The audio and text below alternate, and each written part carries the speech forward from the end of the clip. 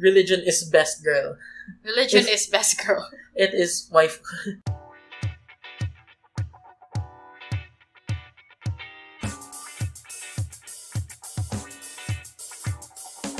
Welcome to another episode of Debatable with your hosts, Nina and Kyle. I'm Nina. I studied in St. Scholastica's College, Manila in high school, which makes me a Benedictine. I'm Kyle. I graduated from San Beda College, Alabang. I'm also Benedictine. Therefore, we know all about that ora et labora, prayer and work. For this episode, we're gonna talk about religion. Which is, by the way, one of my favorite topics. I think it might even be the favorite topic for Kyle Atega because I just think it's very underappreciated. Actually, in fact, I think it might be unappreciated by many debaters. Yeah, I think there hasn't been a lot of religion debates in the previous tournaments I've been to. If anything, they just slightly touch on it, but I haven't seen a tournament that has religion as an explicit theme. It's been kind of a long time. Well, one of the reasons why I think it's very underappreciated is because people tend to forget how pervasive religious analysis can be for different debates. So, you have a lot of IR debates, you have a lot of politics debates that can be informed by some religious contexts. So, you have the conflict in Israel and Palestine, you have conflicts in India and South Asia when it comes to Hindu nationalism. Yeah, these types of things. People tend to forget that a lot of the time, the debates that we already have lots of religious undertones. But more than that, I just personally really like it because of how important it is to the lives and identities of individuals on the ground. We talk about how it creates communities that are based on a religion. You talk about secular communities, even though they are secular and they don't have any formal, state-sanctioned religion, they're still super affected by religious events. For example, the Philippines, it's technically secular in the Constitution, but we're celebrating Holy Week right now. Yeah. We're going to release this on Good Friday, which means that Jesus just died. Apparently, isn't that what it means? Yes. And it's also the reason why lots of people, even if they do not particularly ascribe to any religion, they also felt the heartbreak that came with witnessing the burning of Notre Dame. It's not because of Notre Dame as a religious symbol, but it's because we know that it is a church that is tightly linked to a culture that has been existing for hundreds and hundreds of years. So it is much more than just the beliefs that people have. It is how those beliefs inform interpersonal relationships and relationships between institutions and other institutions. So, more specifically to debate then, it's a great way of analyzing relationships. It's a great way, as you mentioned, to understand why politics is the way it is, how international relations is the way it is. I personally believe that it's just a nice frame that people often forget to talk about. Religion is just as important as politics, especially in terms of how people end up behaving and how people end up interacting with each other. And if you're able to better understand that and better utilize that, then you're more likely to have a better and holistic picture of what you want the debate to be. Yeah, so just a few disclaimers for this episode. The first one is, this is not going to be an episode about the truth value or the correctness or the accuracy of any particular religious belief. This episode will focus on some ways to understand religion as a phenomenon and also how you might be able to apply them in debates. So another disclaimer is that we're not the main authority when discussing religious matters, so obviously these are just things that we've come across, things we've learned through the years. I'm pretty sure we won't give a complete picture of what religion is and what it encompasses. So, at the end of this, if you think there were certain things we are not able to cover, feel free to message us because we also like learning about your perspectives and what you're able to contribute to this podcast. A third disclaimer is that I'm not the specialist here for religion. I think Kyle is, so he'll do most of the talking for this episode. So think of it like I invited Kyle to be the special guest for this episode. I'll be asking a few questions. He'll just rant and be himself, and it's gonna be great. I don't think you want. What? I don't think people will be ready for Kyle being himself. Well, that's why you got me, right? I toned you down. So, yeah, let's go. Yeah, let's go. Let's go. Alright, so first things first, let's talk about religion in itself. First question what you have to ask is, what even counts as religion? And it's a very difficult thing to define. What do you think religion is, Nina? Well, my understanding of it is that it's a set of beliefs about one's place in the universe, usually about factors beyond their control. So I don't want to say higher being, because a lot of religions don't have a higher being, right? You're right. So there are lots of religions that are non-theistic, which means they don't believe in any God or higher being. So examples are Sikhism, Taoism, Buddhism. They don't have like a God, deity thing that they worship. It's more of like a way of living, a set of beliefs. Actually, there are lots of cornerstones that we might associate with religion that aren't actually important to how we define religion. So, for example, religion doesn't need the existence of a higher being. It also doesn't necessarily mean that you should have a personal God. So, or a personal set of supernatural forces that control you. So, for example, you have the apophatic theologists, apophatic Christians that literally believe that God is nothing, and they also believe that there's no such thing as the existence of the supernatural, because they actually in fact believe that the supernatural transcends existence. There are lots of religions that don't even believe in the afterlife. So it's more about, like what you said, a set of beliefs. So there are, I think, two ways to define or characterize religion. First, it's a set of sincerely held religious beliefs, and the second is that it's an organization, it's a structure. So let's talk about religion as beliefs. Okay. Lots of people define religious beliefs as like, it's about faith. It's about faith. But just like so many different things, religious belief and its relationship with faith and reason, they exist in a spectrum. Lots of people believe that religious beliefs is just faith without rationality. Like, they do not think that religion should have anything to do with logic. It just operates in a different plane. Yeah. And I think that's the basic frame that most people use in debates, which obviously is a misconception. So it's a valid frame, obviously. Like, it is true that in many instances it is very irrational, but I also think that it's not necessarily the case it's absolutely irrational. In many cases, religious belief isn't irrational. It's more of they operate under different rules of rationality and logic.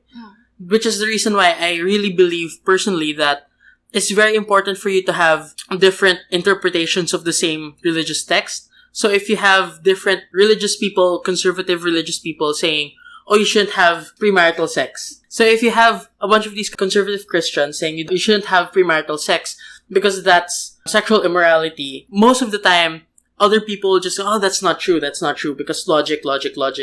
But I believe that if you really want to change their mind, a strategy that you might be able to employ is to use their own texts. Because if you do that, you're using the same systems of reasoning that is inherent in their own faith. So, first you have the characterization that's faith absolutely without rationality.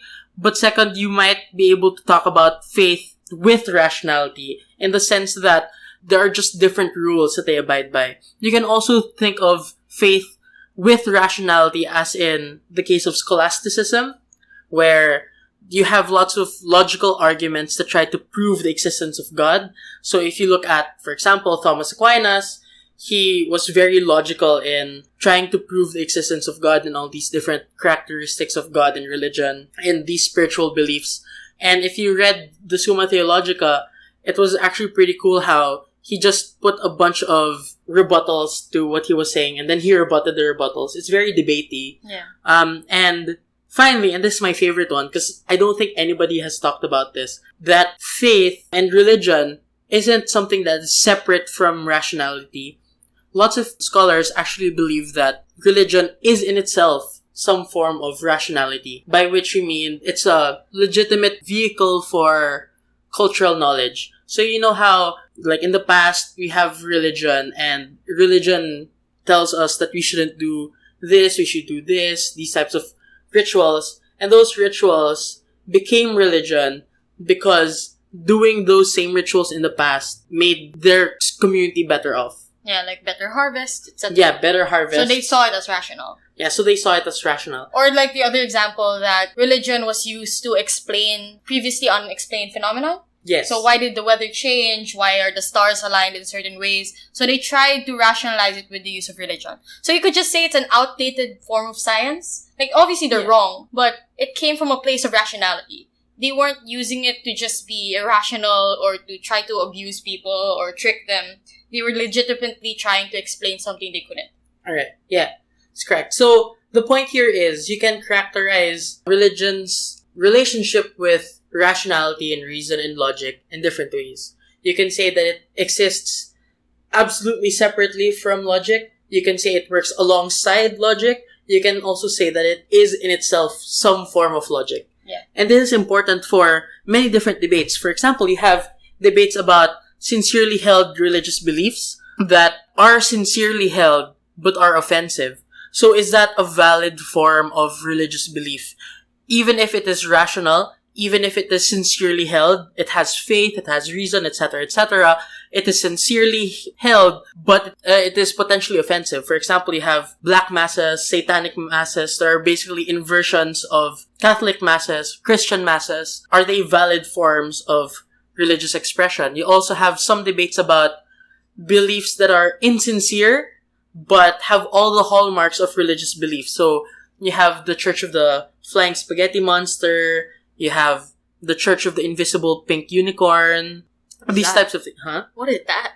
The Invisible Pink Unicorn is Just another parody religion, which is, they're trying to parody the fact that a lot of religions have these types of contradictions where it is invisible, but we can see it. Like, it's invisible, but it's pink. Yeah, okay. Like, yeah. So they're more logical than faith. Mm-hmm. They're more logic than faith.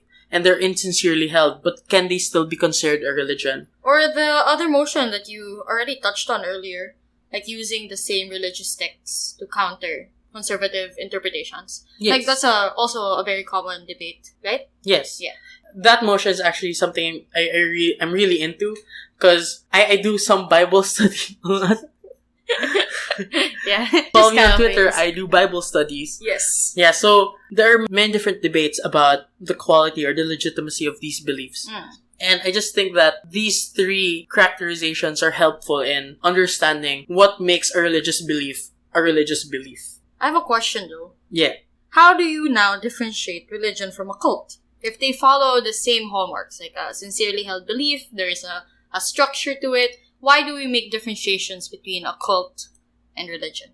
A cult inherently implies esoteric beliefs and esoteric practices. So it means that they're just very, very obscure. A lot of people would argue that the only difference between a cult and a mainstream religion is that a religion is in the mainstream. Oh. Okay. Yeah. But other people also say that there are functional differences between a cult and a religion. For example, the politics that goes on within a cult are different from those that happens within a religion. Like, if they try to convert somebody else, cults will rush you into making a decision, while mainstream religions take their time, they give you a choice, etc. Oh, so processing is also different. Yeah, so for me, it just depends on how you want to frame it. I don't think that there's any clear-cut difference between a cult and a religion. Because to be fair, there are many mainstream religions that also rush you into converting. There are also mainstream religions that focus on the personality of the leader. Yeah. So I guess it's just about whether you're lucky or not to be considered a religion, right? Yeah. It all boils down to how people perceive you. So the next part is to talk about religion as an organization. And this is where I was talking about cultural knowledge. So the way that people in the past transferred the knowledge of past generations was through religion. It's because they follow these religious practices that they're able to get a feeling of how past generations have been able to survive.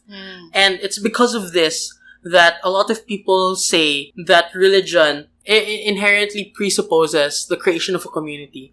If it is a storage unit of cultural knowledge, it must create a culture, and a culture necessarily entails the existence of community. So, as an organization, it organizes those communities in order to facilitate the passing down of that legitimate cultural knowledge. Which is why, during the colonial era, our communities here in the Philippines, you had towns where the church was the center. Yeah.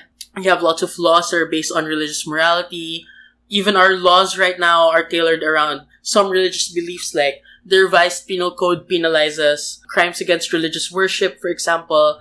So, it organizes communities and says, these are the things that are good, these are the things that are wrong. Secondly, as an organization, it necessarily also entails the imposition of dogma. And there are some debates about this, like this house celebrates organized religion, and opposition says that we should oppose organized religion because it imposes upon you, any individual, particular beliefs, particular rituals or practices, and it sort of obscures a personal relationship with God. The imposition of dogma is something that's very important here, because on one hand, it is necessary in order to facilitate the organization of a community where individuals might feel empowered by being in those communities. On the other hand, it might obscure a person's personal connection with God. So it's a double-edged sword. Yeah, it's a double-edged sword. It's debatable. Oh.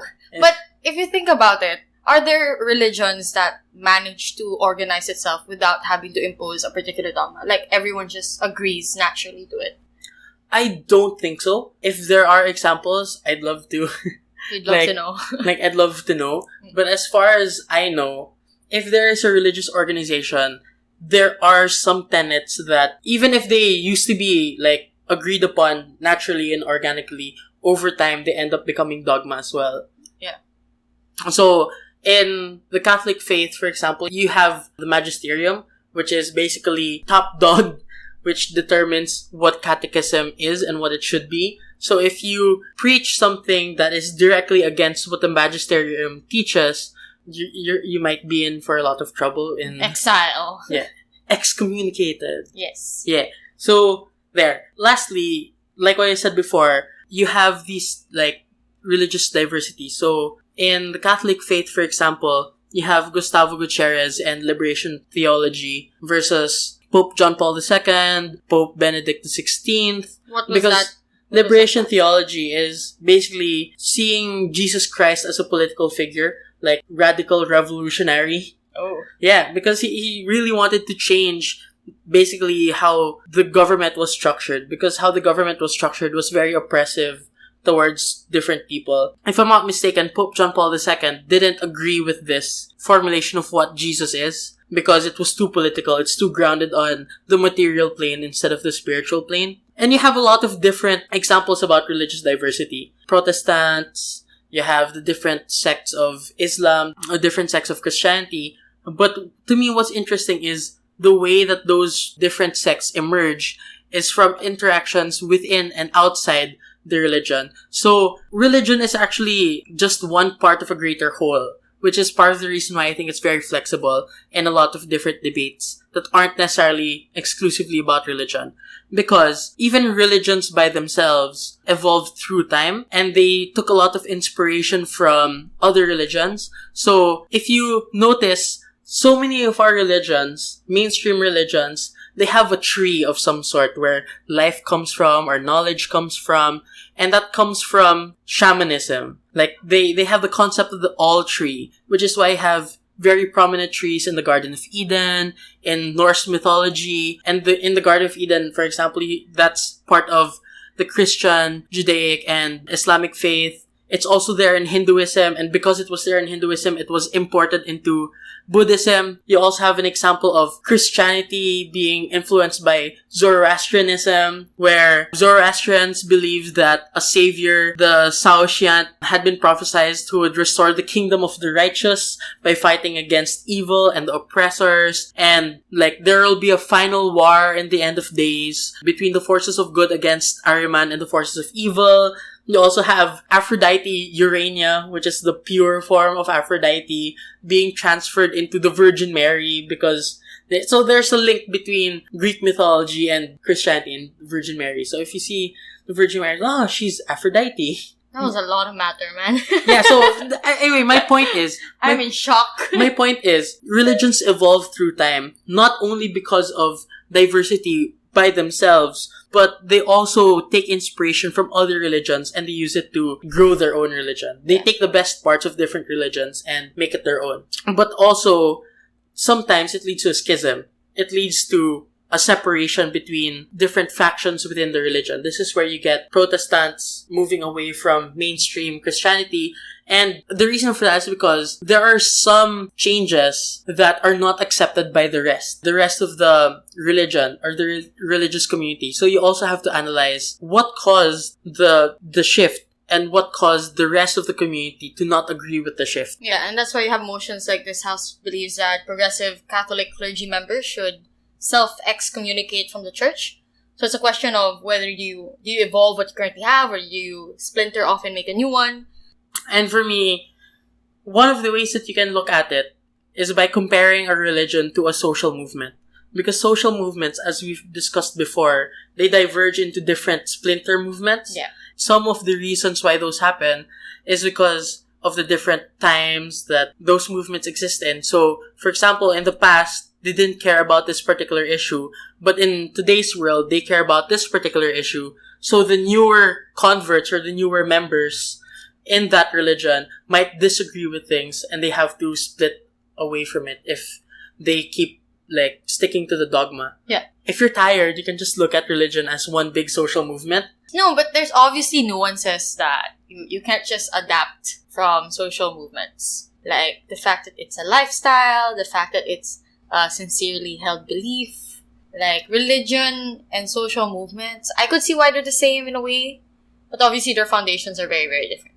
Yeah, my point is you can just find a parallelism here somewhere. Yeah. So, we already discussed how religion is influenced by other religions. You discussed it. How listened. How about religion and the state? Okay, I'm useful here now. Let's go. Okay, so my favorite example here is the one in China, where you have a lot of Chinese religions, and most of them popped up during the Warring States era, which, by the way, is also known as the period of 100 schools, or the period of 100 philosophers. Yeah. It's because the political instability in China at the time meant that lots of people were competing towards finding the best way to fix everything. So you have Confucianism, which is basically yield to authority, follow the law, legalism, these types of things. You have Taoism that basically says, Wu Wei, you shouldn't do anything so much, you should be more humble and stuff, and that's how peace will be attained. So the political atmosphere, the political climate also affects how religions are formed and how religions evolve. And that's so evident right now in IR. Like, Israel-Palestine is built on the fact that there were religious differences, and their nationalism is deeply rooted in what their religious beliefs are. Yeah. Yeah, so if you have debates about Israel and Palestine, or if you have debates about religions adhering to public opinion, these types of things, there are lots of different institutions that influence religion already. So it is up to the religion, and you have to argue why it is strategic or not for the religion to yield to it or not to yield to it. Because in the past, it has yielded to public opinion or changing social climates. But a lot of the times also, they refuse to do it. And their refusal made them grow stronger, etc., etc. Yeah, made them more consistent. Yeah. Yeah. So, if you're talking about these types of things, you have to analyze the entirety of the dogma and talk about why consistency is such a big reason why people are remaining in that religion, and say why this particular change is inconsistent or irreconcilable with the rest of the religion. So what I like to do is, when discussing states and religions, I try to think of states like a political party.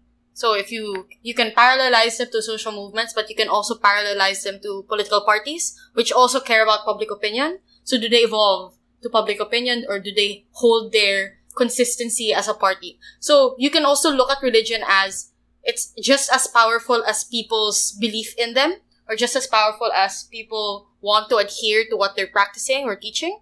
So the way you deal with this, if it's too broad or too philosophical of a discussion for you, find a way to ground it in what you prefer. So since I'm a pol-sci major, what I prefer doing is grounding it to political realities. Kyle, being a an econ major, yeah, let's talk about the economics of religion, yeah, which is something that happens to be legit, apparently. So, the story here was, there was this one time, we were debating the motion, this house supports religious missionaries that proselytize or evangelize in economically depressed communities. And some person said, Kyle, you should do an econ extension. And I was like, you know what? I'll do that. I'll do that. So I made this whole argument about the economics of religion, and I was talking about how religions should allocate their resources in order to most efficiently get their goals. So in that particular motion, I was saying that imagine a marketplace where different advertisers are competing for the attention of a consumer. Mm-hmm. It's the same thing with religions, trying to evangelize or proselytize others in different communities. Ah. Yeah. So think about that. If you have a really economically depressed zone, but there's only a few of them, are you more likely to enter it, right? I don't think you're likely to enter it because there isn't a lot of people there. You're going to spend a lot on the resources to get to those far-flung areas that are economically depressed. You're gonna spend a lot on, like, the food that you're gonna give to them as charity or whatever.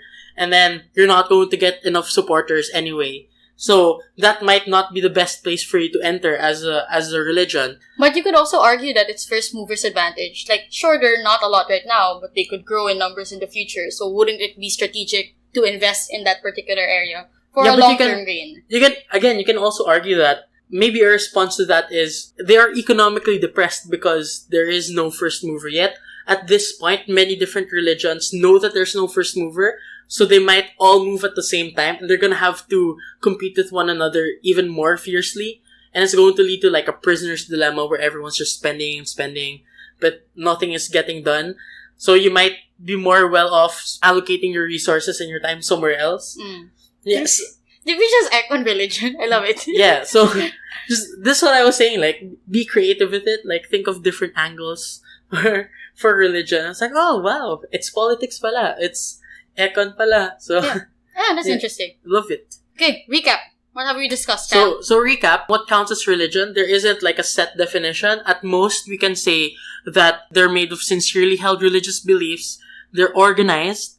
And when we're talking about them as beliefs, there are different types of beliefs, especially when you relate them to rationality and logic. If you're talking about them as organizations, there's just a bunch of different characterizations that you can talk about. And you also want to talk about how religions as organizations interact with other institutions and how those interactions create evolution within them. Like culture, politics, econ. Yeah. Yay! So that's it for the first part. It's really long. This could be an episode by itself. Unfortunately, we have 2 more parts, Nina. Whew! Let's go, Kyle. Let's go.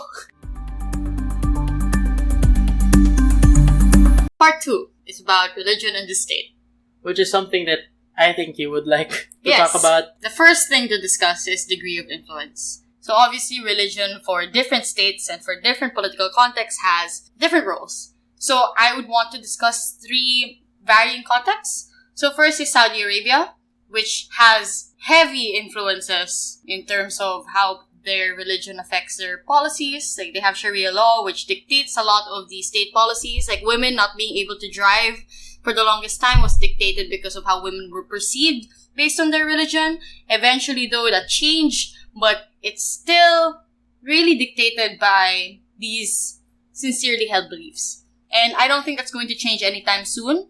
So, like, in debates about Saudi Arabia, if it's about policy changes, or there have been motions about trying to sanction Saudi in attempts to getting changes done, obviously, that's not going to happen properly because of the heavy influence of religion. I would say that it has such a strong hold that no political agenda or no international interference would actually change that or actually make a dent, right? So that's the first degree of influence I want to discuss, like heavy degrees of influence, which is mostly evident in a lot of Middle Eastern countries.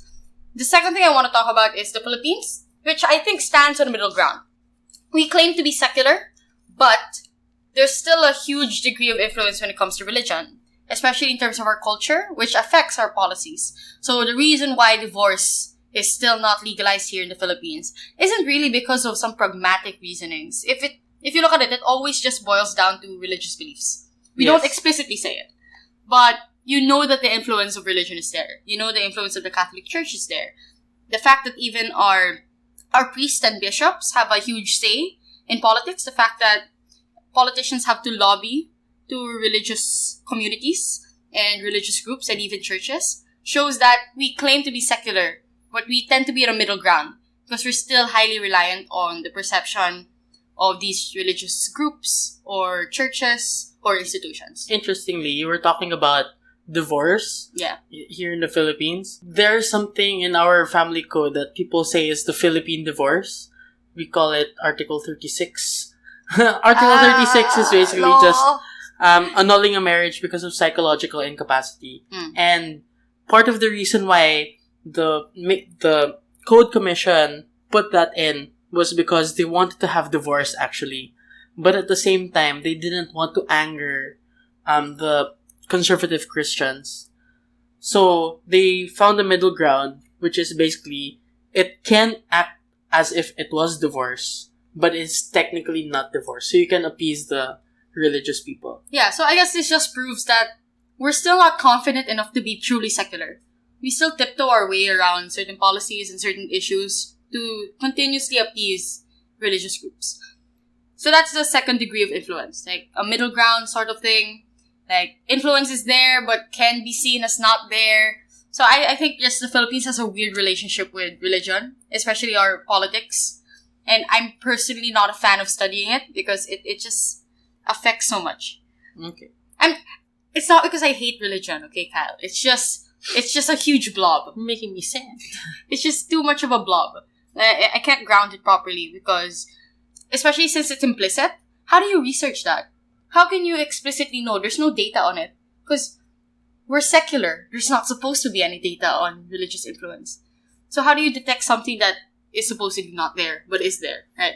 Well, I could... What? There are some theoretical models for how you can talk about that, so... Okay, no, it's gonna be such a bad tangent. But there are lots of studies that try to estimate degrees of religious influence on secular policies. Yeah, but the fact that it's still I know that because it's still an evolving field, but even the information that we have based on those studies aren't complete yet.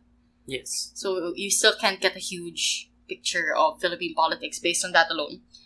The third degree of influence I want to discuss is separationism, which is evident in the United States. So they claim to be purely secular. So Republicans now, at least New Age Republicans, have very conservative leanings based on religious beliefs.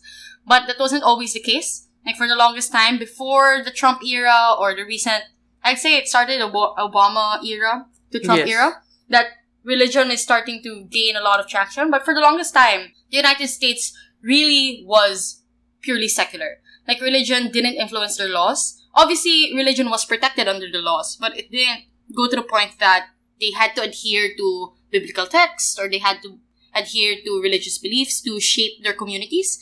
If anything, they created laws based on secular beliefs. And then religion had to tiptoe around that, had to follow their laws.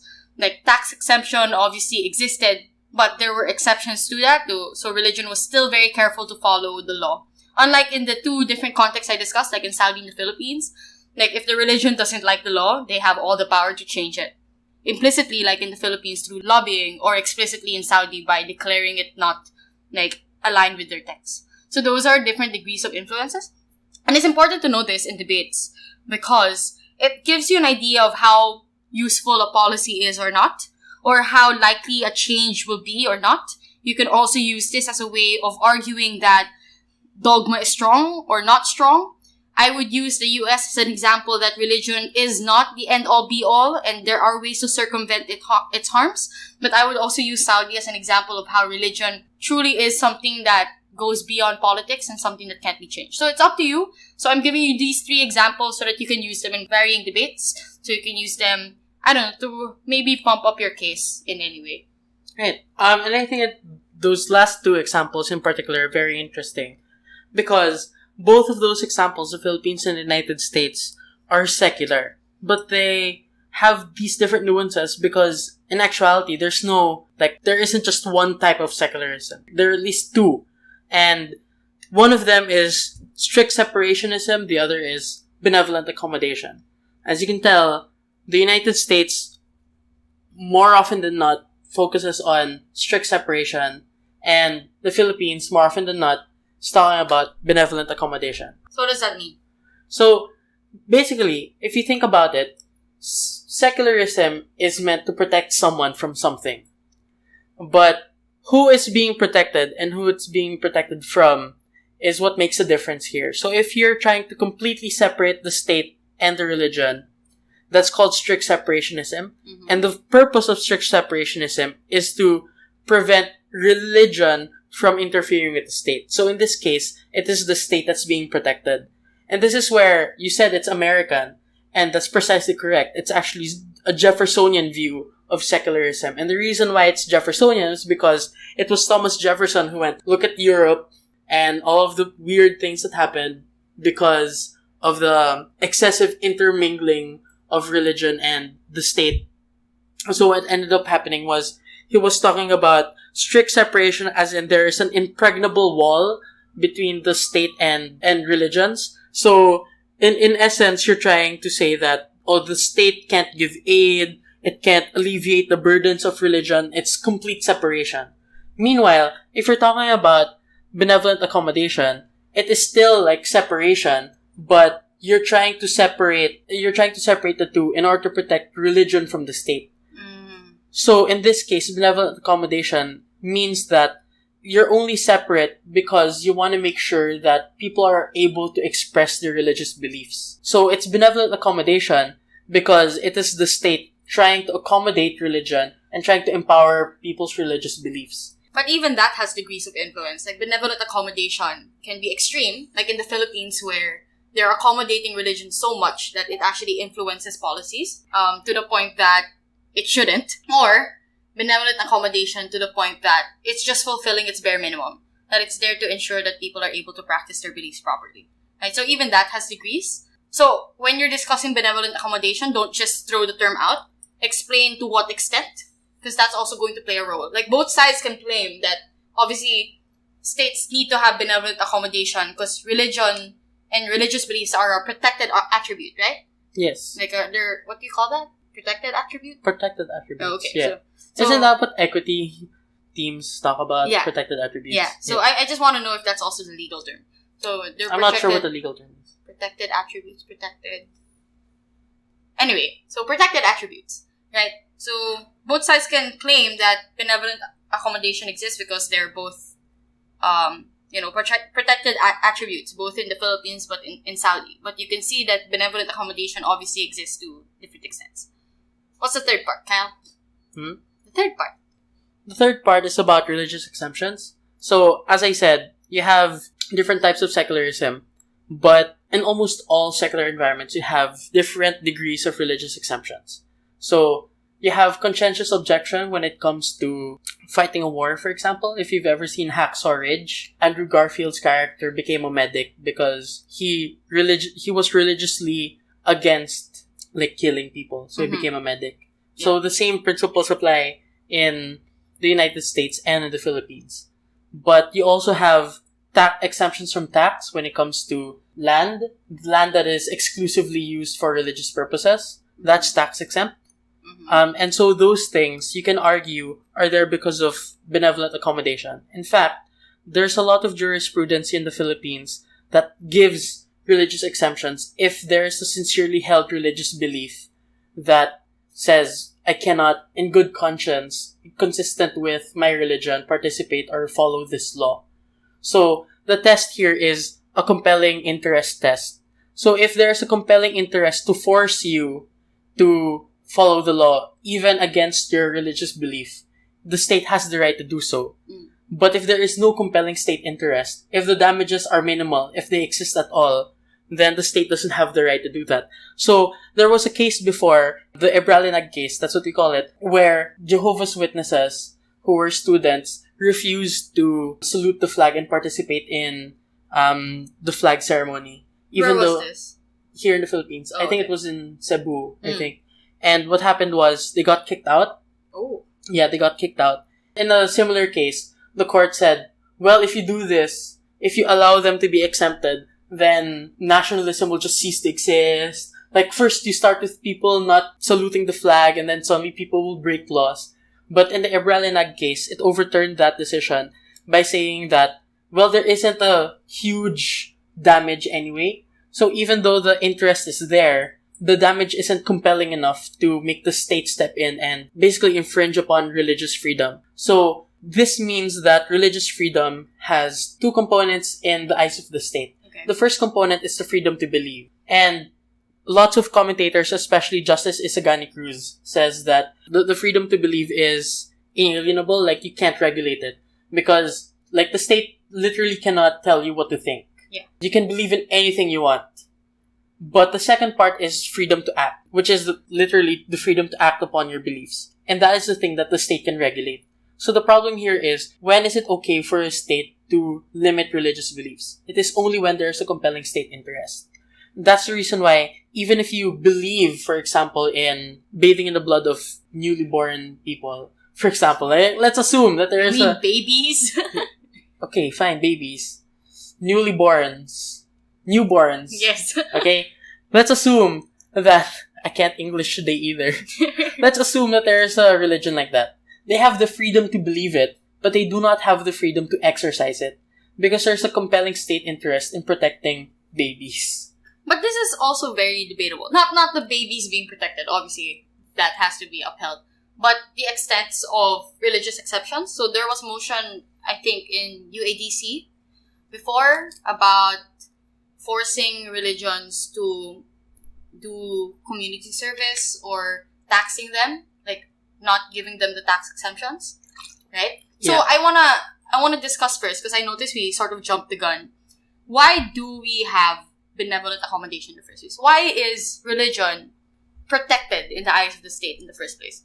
First, like I said, it has to do with the definition of religion. And the definition of religion that we use is, it basically governs a person's relation with God or some other similar entity. Or some other similar belief system, something like a place in the universe. So that's something that is inherent to a person's identity. So the state has to afford the freedom to fully express a person's personal identity.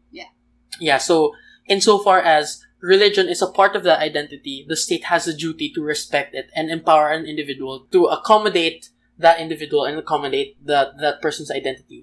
And give as many opportunities as possible to practice those facets of the identity. But secondly, I also think that there is a functional reason why. There's a theory that says the reason why they have so many of these exemptions isn't so that the state can literally give them more work. It is because the power to tax, for example, as was said in lots of framers of our constitution, the power to tax is the power to destroy. So if they can taxing religious practices, they're also in effect limiting a person's ability to express his religious beliefs. But thirdly, it also has something to do with the role that religion plays. Because the state recognizes that religion also does things for society. So things like charity and things like that. These are partly the basis why you even have benevolent accommodation.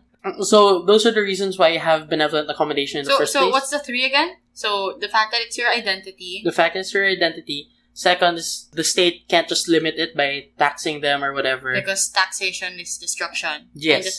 And the third is there's a practical benefit to having religion. So it's, to some extent, it's like structural functionalism. The only reason why religion exists or still exists is because it serves a function in greater society, and that's something that the state wants to encourage by giving all these privileges. Social license to operate. Yes. So if there is a debate about taking away these exemptions, you can choose to talk about how in the past they were given these exemptions because they're supposed to be separate from the state. It's also because they're supposed to be charitable, but neither of those things are absolutely true today.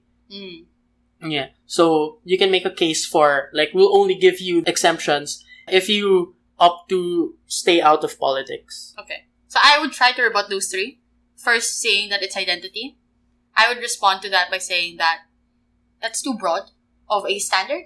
Because if your standard is someone's sincerely held beliefs, that could be anything. Second, if the standard for giving exemption was because taxation is destruction, I would flip that and say that, one, it could be necessary. If the church is too powerful, then I'd say that there are instances where the state should be able to step in and curb that power. But second, I would argue that it's not even true that taxation is destruction, because taxation is to benefit other groups.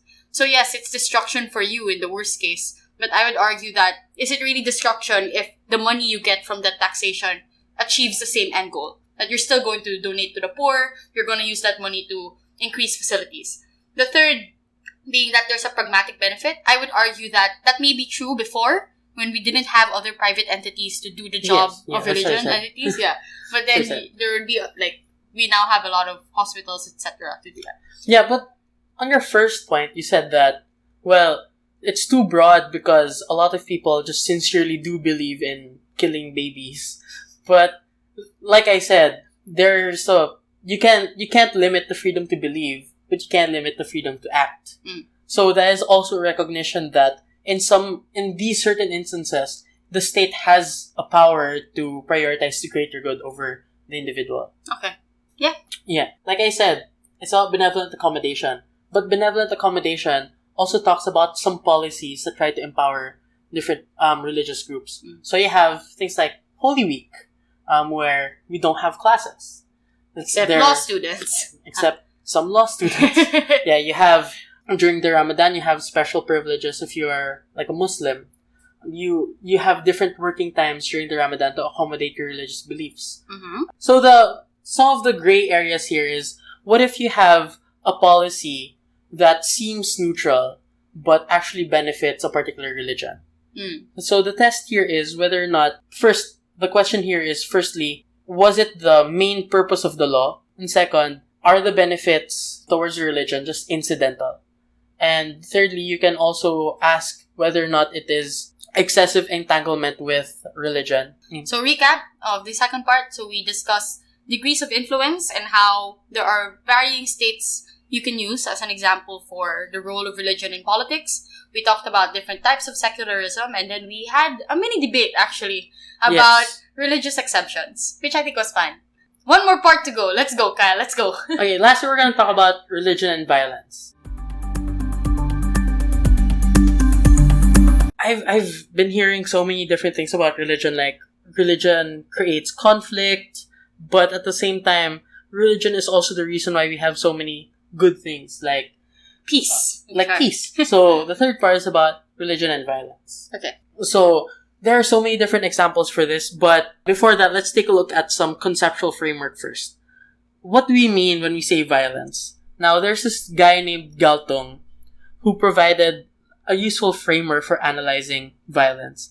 This is his typologies of violence. There are 3 types of violence. There is direct violence, structural violence, and cultural violence. So what do you mean when we say direct violence? Direct violence is like the most visceral type of violence. It's what we usually think of when we say violence. It represents behaviors that threaten life itself or diminishes a person's capacity to meet basic human needs. So this is like killing, maiming, bullying, sexual assault, emotional manipulation, etc. Structural violence, on the other hand, it represents systematic ways in which some groups are hindered from equal access to those basic opportunities and goods and services that enable the fulfillment of basic needs.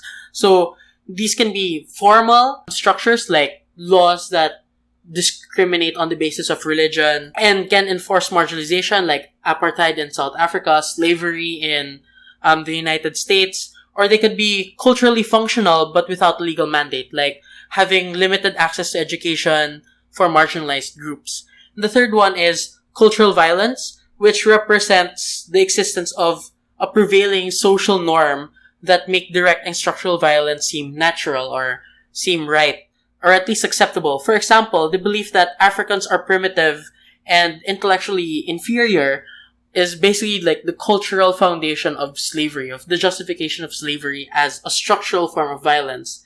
And that in itself is the foundation for the direct forms of violence that African American slaves had to experience during the slavery era. Or in religion, to make it more nuanced, cultural violence is also seen in terms of how we treat Muslims. Like, we attach them to having very, backwards beliefs. Like, we discriminate based on religion because of our, misconceptions of what their religions do and what their actions are because of their beliefs. Yeah.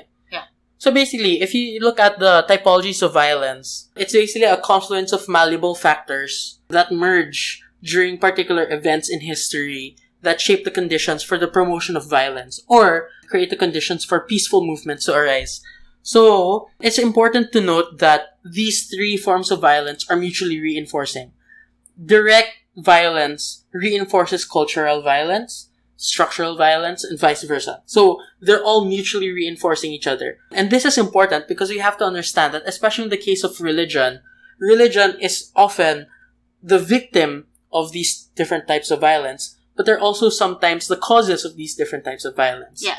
Yeah. So, for example, I talked about slavery, but that's not unnuanced to religion because Christianity was a really good basis for slavery, but also it was also a basis for anti-slavery. So if you look at Christianity, it was used both for and against the liberation of African Americans. Because on one hand, the Black Civil Rights Movement, the Martin Luther King people and Malcolm X, they were heavily influenced by Black Baptist churches in America. This is why Martin Luther King ended his speech with, "Free at last, free at last. Thank God Almighty, we're free at last." It's because he was so influenced by religion's role as a liberator for the oppressed. But on the other hand, pro-slavery Christians say that God created slavery with the curse of Cain. And what happened was, okay, this is sort of Bible studies-y time. Okay, Bible study time. Back during the time of Noah, he had several children. One of them saw him naked one time and he got drunk. And then he told the other siblings that, "Oh, Dad's drunk and he's asleep in the tent." And then the siblings clothed him, and when he woke up, he was like, "Dude, I know what you did." So he told Ham, his child, "You know what? Your descendants will be slaves." Yeah, your descendants, the Canaanites, will be slaves. So this plus God's condemnation of slavery in Leviticus made for a lot of the justifications made by Christians on slavery. So religion actually acts somewhat of a cultural violence already in these types of instances. But it also can serve as a counter-narrative to that cultural oppression, that cultural violence. So in the same way that it creates violence, it also sows the seeds for peace. In the future. Yeah, in the future. So it's like an enabler or inhibitor all at the same time, depending on how it's used. Yeah, another example is engaged Buddhism. Do you know Thich Nhat Hanh? Familiar? So Thich Nhat Hanh was against the Vietnam War, and he was a Buddhist. And what happened was he was exiled from Vietnam because his anti-war stance, that was based, by the way, on Buddhism, doesn't jive with the government's agenda. And even today, a lot of sectors of Buddhism that don't agree with how the government is running things, they're still exiled to this day. Yeah, so like decades later, they're still exiled.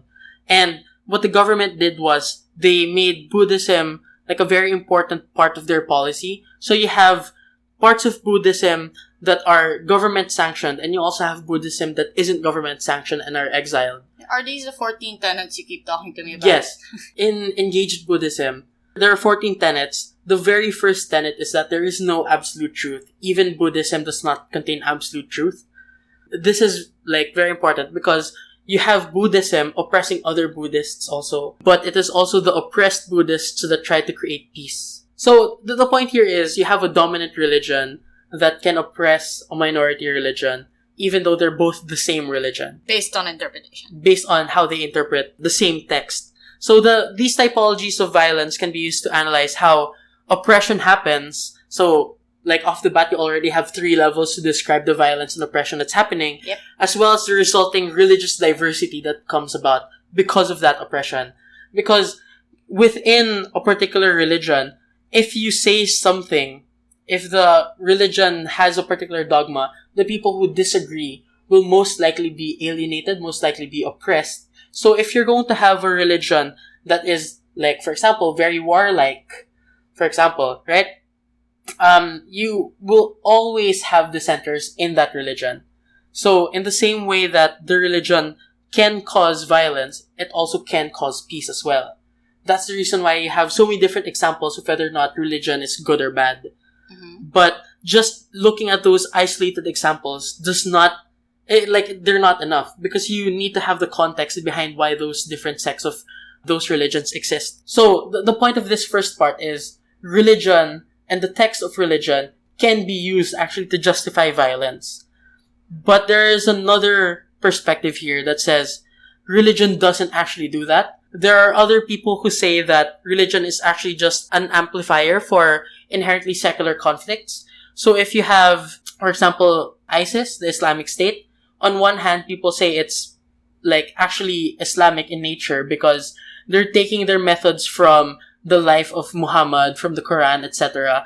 But there are also people who say that it's not actually because of Islam that they do it. So people like Mehdi Hassan, who say that if it's really a warlike religion, nobody else is doing it. And the reason for that is because if you look at most terrorist organizations, it's actually because of secular reasons why they ended up becoming terrorists to begin with.